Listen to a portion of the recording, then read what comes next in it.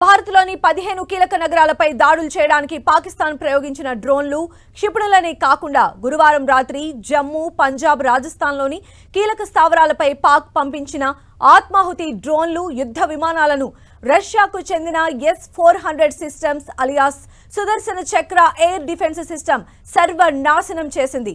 దీంతో ఏమిటి వ్యవస్థ, ఎలా పనిచేస్తుంది అన్న దానిపై అంతటా ఆసక్తి నెలకొంది.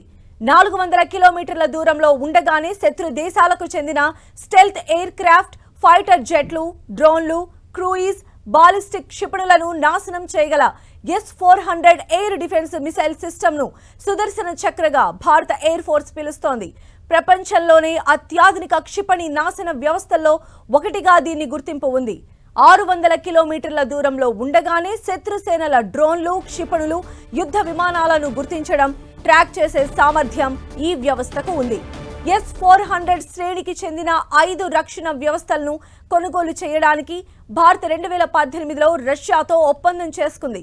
ఇప్పటికే 3 S-400 స్క్వాడ్రన్లు అందుబాటులోకి రాగా మరో 2 వచ్చే ఏడాది అందుబాటులోకి రానున్నాయి. మూడింటి కోసం భారత్ దాదాపు 30,000 కోట్ల రూపాయలను ఖర్చు చేసింది. పాక్ దాడులను తిప్పికొట్టడానికి భారత ఎయిర్ ఫోర్స్ సుదర్శన చక్ర సేవలను వినియోగించుకుంది.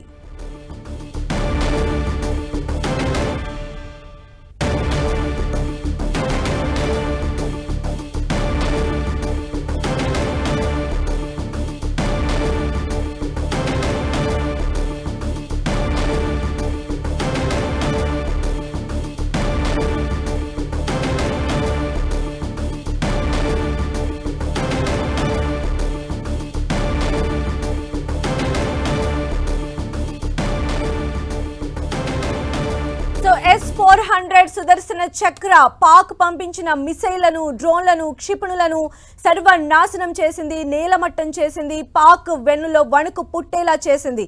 S-400 స్క్వాడ్రన్లు ఇప్పటికే మన భారత్కు 3 చేరాయి, మరో 2 కూడా చేరాల్సి ఉంది. దీంతోనే అర్థం చేసుకోవచ్చు భారత్ అణ్వాయుధ దేశంగా ఏ రకంగా ఎదిగింది అన్నది. పాక్ దాడులను చాలా సమర్థవంతంగా తిప్పికొట్టడంలో S-400 ప్రముఖ పాత్రను పోషించింది.